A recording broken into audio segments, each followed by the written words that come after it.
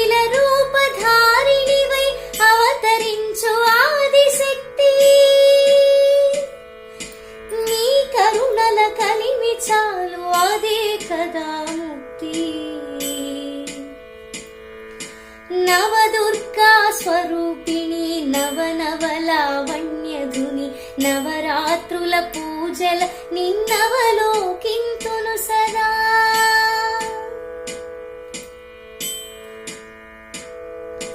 కాలమును నియమించే శ్రీ మహాకాళికా,